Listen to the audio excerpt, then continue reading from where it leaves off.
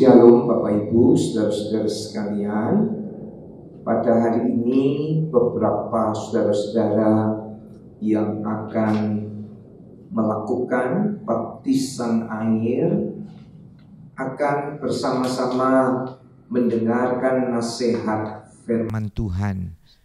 Tujuannya saudara-saudara mendengar firman Tuhan supaya saudara-saudara bukan sekedar asal dibaptis, tapi ada pengertian-pengertian yang jelas, ada hal-hal yang saudara harus pahami apa yang dikatakan oleh firman Tuhan.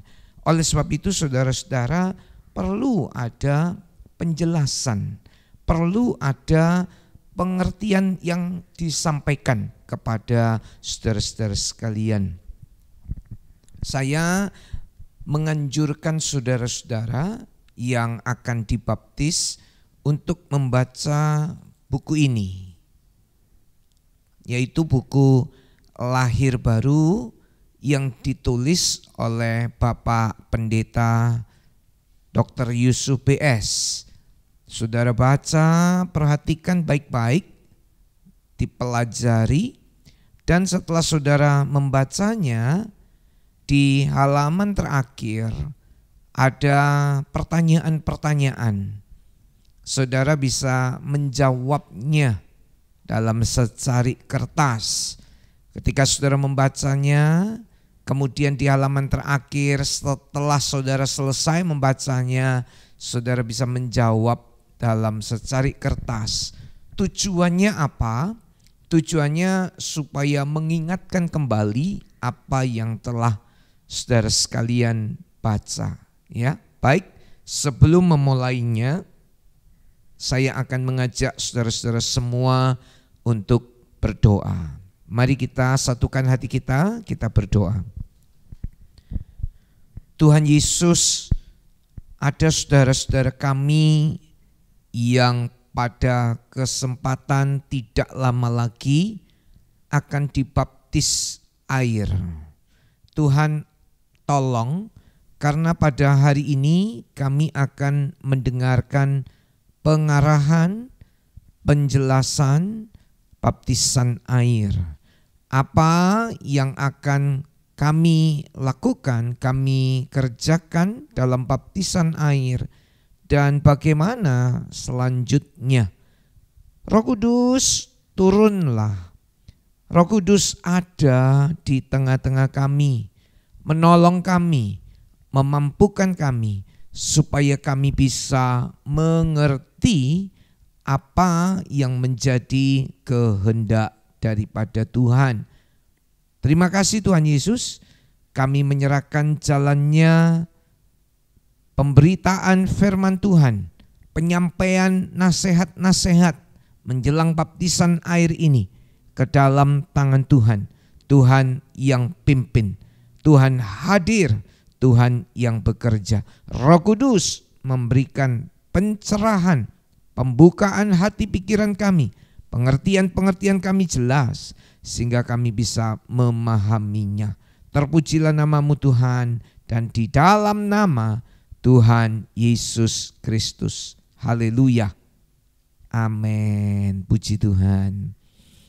Saudara-saudara, kita melihat terlebih dahulu tentang jalan keselamatan.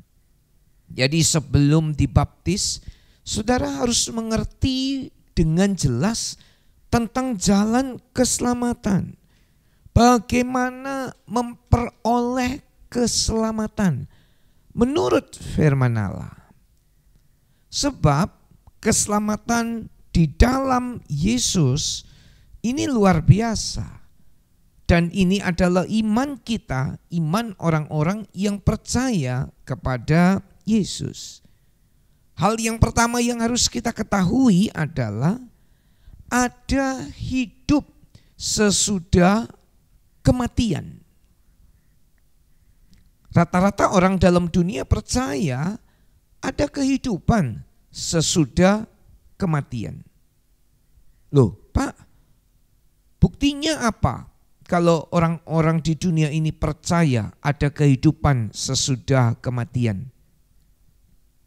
Kalau saudara memperhatikan ada orang yang meninggal, maka orang-orang datang, kemudian beberapa kepercayaan itu mendoakan.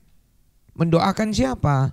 Mendoakan yang meninggal supaya bisa masuk surga, supaya bisa selamat.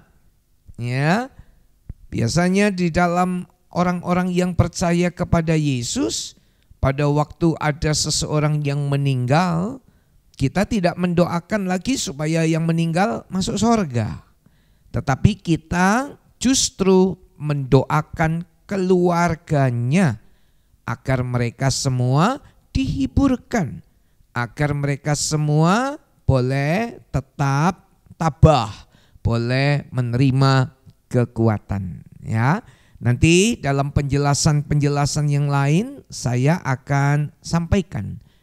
Tapi orang-orang di dunia percaya ada hidup sesudah kematian.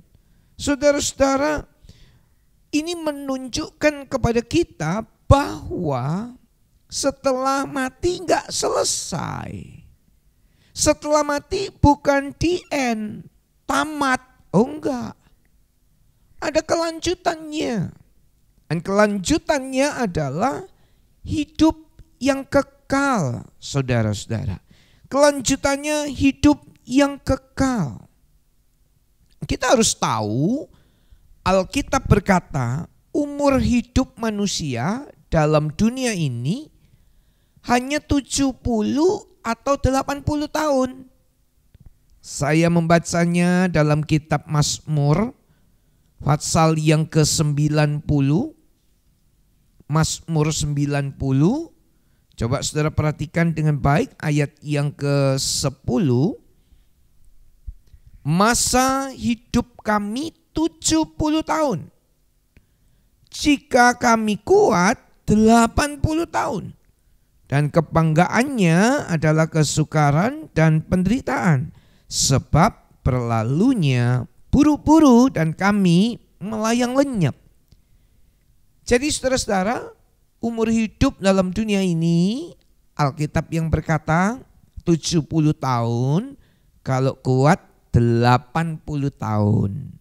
Ya, rata-rata umur manusia segitu-segitu, 70, 80 tahun. Ya, nah setelah meninggal, umur berapapun meninggal, tadi di awal penjelasan saya, apa berakhir, apa selesai? Oh, enggak.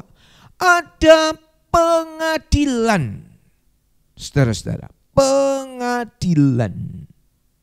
Ya, tidak seorang pun bisa hindari pengadilan Allah. Mari saya tunjukkan kepada saudara sekalian Ibrani pasal yang ke-9 ayat yang ke-27. Ibrani pasal yang ke-9 ayat yang ke-27. Dan sama seperti manusia ditetapkan untuk mati hanya satu kali saja, dan sesudah itu dihakimi. Nah ini, mati satu kali. Jadi kita hidup dalam dunia ini gak selama-lamanya. Saudara gak hidup selama-lamanya. Ada penyair yang bilang saya mau hidup 1000 tahun lagi. Gak sampai 100 tahun udah meninggal. Jadi setelah meninggal apa yang dialami? Pengadilan, diadili, dihakimi. Ya, Ibrani 9:27. Dan masing-masing orang harus mempertanggungjawabkan dirinya sendiri kepada Tuhan. Gak bisa diwakilkan kepada orang lain. Anak-anak, Anda bilang nanti papa yang tanggung jawab. Enggak bisa. Istri-istri bilang nanti suami saya yang tanggung jawab terhadap saya. Enggak bisa juga. Suami-suami, nanti istri saya yang tanggung jawab. Enggak bisa juga. Saya mempertanggungjawabkan diri saya sendiri. Saudara juga harus tanggung jawab sendiri. Tanggung jawab apa? Tanggung jawab semua yang kita lakukan dalam dunia ini. Bahkan bukan hanya dalam perbuatan saja yang kita pertanggungjawabkan loh. Sampai dalam pikiran, angan-angan, bahkan juga perkataan kita. Seakan-akan kalau kita ngomong begini, hilang di angkasa, hilang di udara. Tapi ternyata kata-kata kita juga dipertanggungjawabkan. Ya, kalian ingat baik-baik, saudara-saudara ingat baik-baik, sampai perkataan ini juga dipertanggungjawabkan.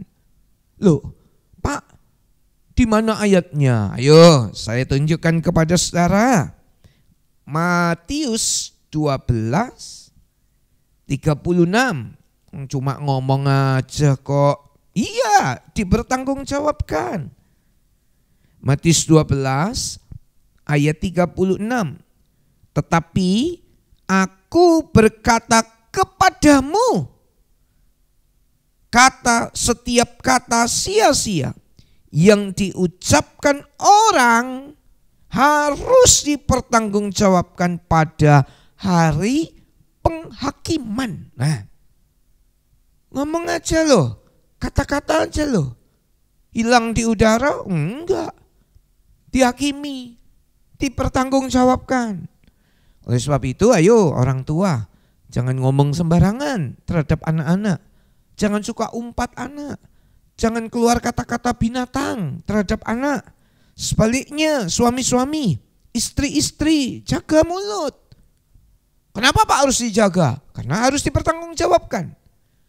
Pada hari penghakiman, tadi manusia mati satu kali dan kemudian datang penghakiman.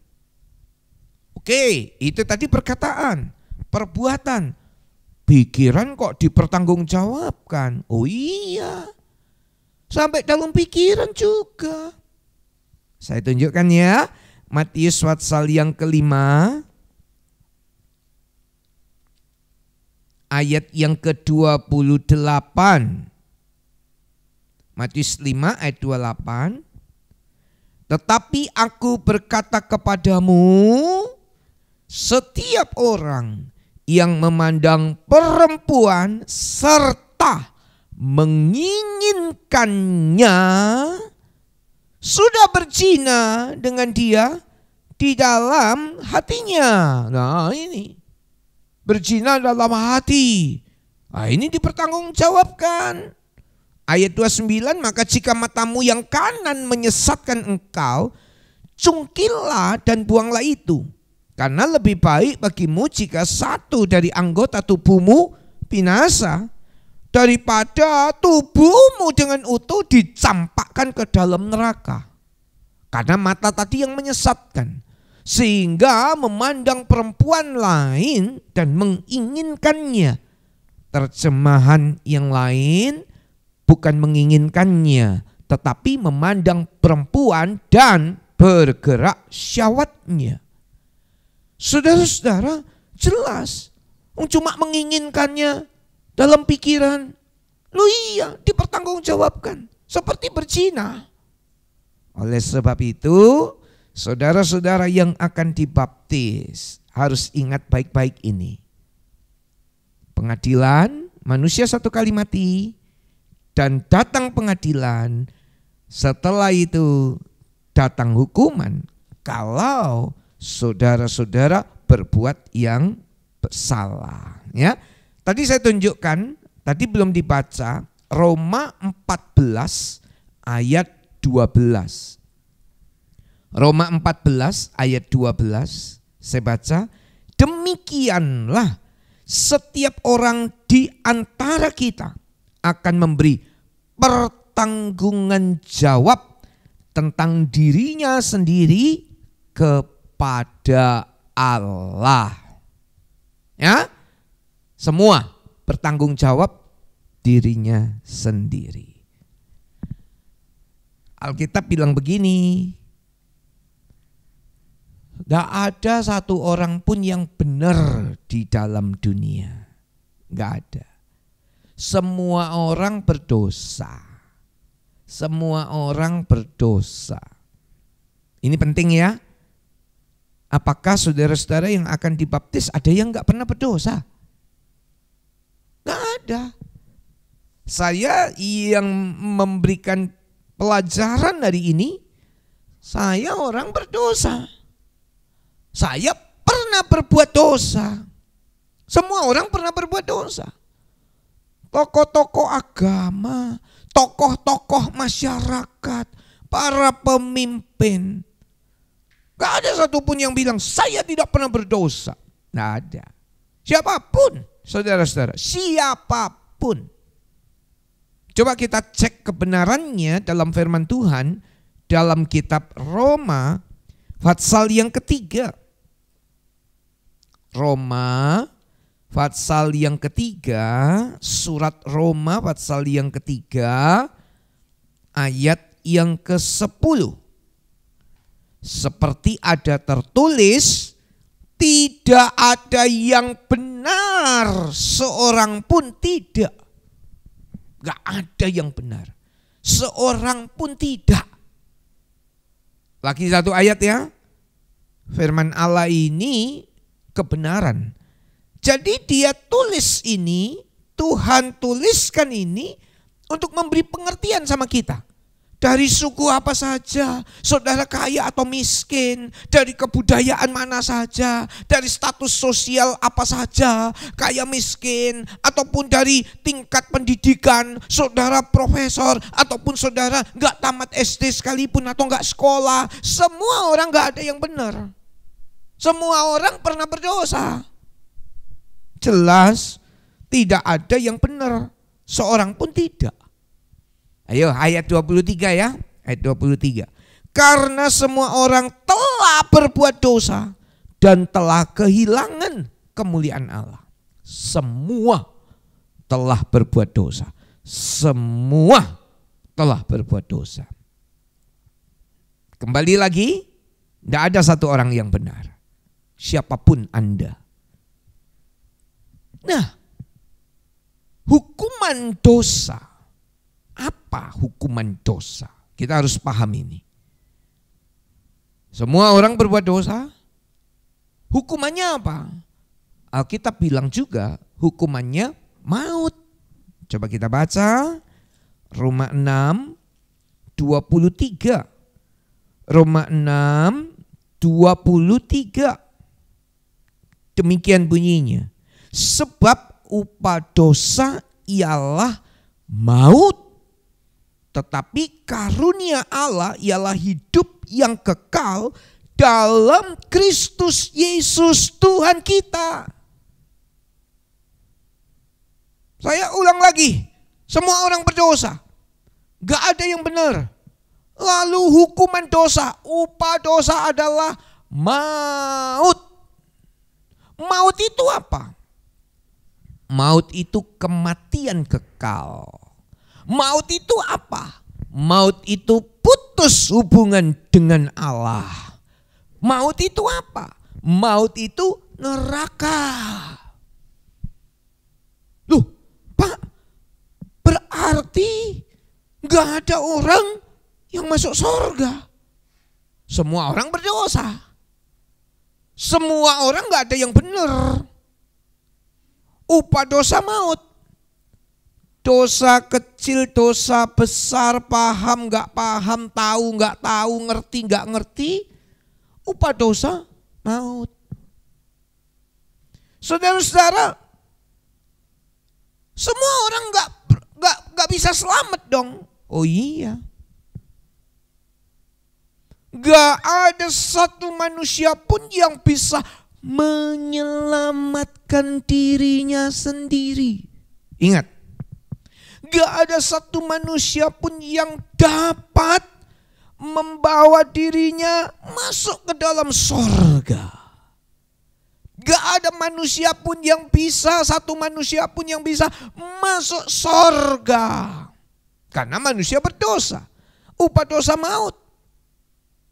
Tadi saya katakan kepada semua yang mau dibaptis, perhatikan baik-baik. Dosa apapun upahnya maut. Saya mau kasih contoh sekarang. Ada segelas air, bukan segelas air, tetapi ada air dalam kemasan begitu, kemudian ditulis di kemasannya seperti air begitu, ditulis dalam kemasannya, ini racun berbahaya, jangan diminum. Jadi ada segelas atau segelas seperti air, semacam air, dimasukkan ke dalam lemari es, kemudian di luarnya ada tulisan, ini racun berbahaya, jangan diminum. Kalau saudara bisa membaca tulisan itu,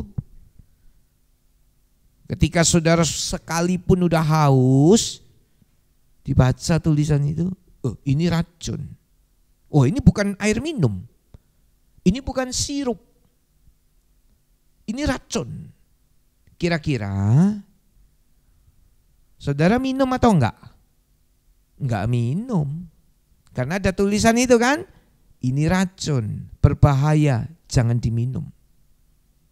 Tapi ada seorang buta huruf, gak bisa baca. Ya, gak bisa baca. Ketika dia lihat ada di situ seperti air dalam satu kemasan, ditaruh di lemari es, kulkas. Ada tulisannya. Gak bisa baca dia, buta huruf. Dipikir air minum, dipikir sirup. Kemudian dibukalah kemasan itu, diminum. Kira-kira mati atau enggak? Keracunan atau enggak? Oh iya keracunan dong. Loh enggak bisa baca dia, tetap keracunan. Oh iya dong. Jadi meskipun enggak ngerti minum air itu atau minum cairan itu, maksud saya, udah dikasih peringatan tapi enggak bisa baca, tetap diminum, mati, maut, mati. Sebaliknya orang ketiga, dia orang pintar saudara-saudara. Orang pintar sekali, jenius, IQ-nya tinggi, wah luar biasa pintarnya. Dia menguasai macam-macam bahasa, ilmunya begitu luar biasa. Ketika dia membuka kulkas, ada cairan, ada tulisan, dia bisa baca. Ini racun, jangan diminum, berbahaya. Ada tulisan. Ini bisa baca? Bisa, pinter, IQ-nya tinggi. Tapi dia enggak percaya. Masa racun ditaruh dalam kulkas? Diminum juga, saya haus. Dia orang pinter, bisa baca, tapi enggak percaya. Jadi begini, ngerti enggak ngerti, paham enggak paham, upah dosa maut. Kalau Anda berdosa, maut. Apa maut? Putus hubungan dengan Tuhan. Apa maut? Neraka kekal. Lupa, saya enggak ngerti. Maut. Saudara-saudara, ini penting buat saudara-saudara semua. Kalau Anda ngerti upah dosa itu maut, semua neraka hukumannya, terpisah dengan Allah. Tapi 2000 tahun yang lalu, Yesus Kristus diutus oleh Bapanya. Dia datang ke dalam dunia. Supaya apa? Supaya dia menebus dosa. Saya mau kasih pengertian sama saudara. Dosa yang ditebus bukan dosanya orang Kristen saja. Lagi, bukan dosanya orang Kristen saja. Tapi dosa seluruh isi dunia. Dia datang bukan untuk orang Kristen. Dia datang untuk seluruh umat manusia. Dia mau menanggung dosanya. Bukan dengan barang yang fana. Bukan dengan emas ataupun perak. Tapi dengan darahnya sendiri. Dia bayar maut itu. Dengan nyawanya sendiri. Dia bayar maut itu. Maut, hukuman dosa. Dia mau tanggung di atas kayu salib. Jadi maut yang harus saya alami karena saya berdosa. Dosa kecil, dosa besar. Saudara juga dosa banyak, dosa sedikit tak peduli. Maut, saudara harus tanggung itu. Hukuman kekal, neraka, putus hubungan dengan Allah selama-lamanya. Dia datang karena kasih-Nya. Karena begitu besar kasih Allah akan dunia ini. Sehingga dikaruniakan putranya yang tunggal. Supaya setiap orang yang percaya kepadanya tidak binasa. Melainkan beroleh hidup yang kekal. Roh Kudus tolong kita bisa mengerti. Karena kasih-Nya. Loh Pak, jadi Yesus mati bukan untuk orang Kristen? Bukan. Yesus mati untuk siapa? Seluruh umat manusia. Seluruh suku bangsa. Dia datang untuk menebus dosa umat manusia. Nah, dia bayar itu. Keselamatan bukan karena usaha kita. Keselamatan bukan karena amal baik kita. Keselamatan sorga itu bukan karena kita berbuat yang baik, bukan. Tapi pemberian anugerah daripada Tuhan. Saya baca ayat yang luar biasa. Efesus pasal yang kedua, ayat yang ke-8. Efesus pasal yang kedua, ayat yang ke-8. Sebab karena kasih karunia kamu diselamatkan oleh iman. Itu bukan hasil usahamu, tetapi pemberian Allah. Kamu diselamatkan oleh iman. Bukan usaha. Bukan amal baik. Bukan. Tetapi oleh iman. Iman kepada siapa? Kepada Yesus. Yang mati di atas kayu salib. Untuk menebus dosa kita. Jadi begini. Perhatikan baik-baik. Semua orang berdosa. Upah dosa itu maut. Allah karena kasih-Nya datang. Mengutus putranya yang tunggal. Yesus Kristus.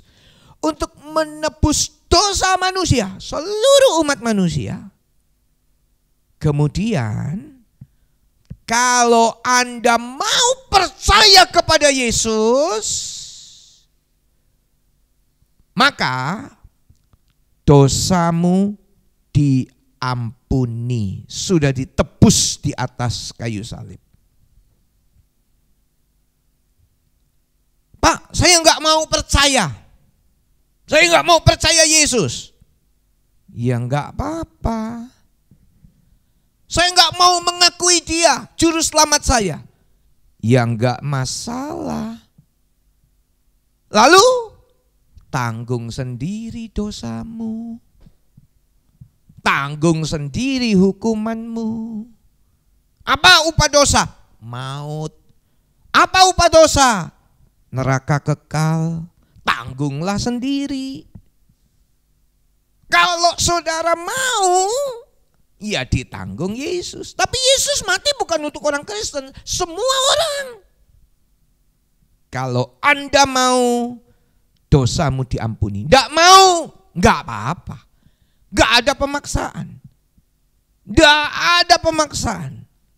Tapi kalau Anda mau, dosamu sudah lunas, dibayar, dia tanggung. Kalau nggak mau, tanggunglah sendiri.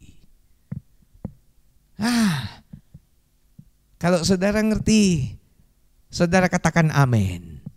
Ya, ini iman kekristenan.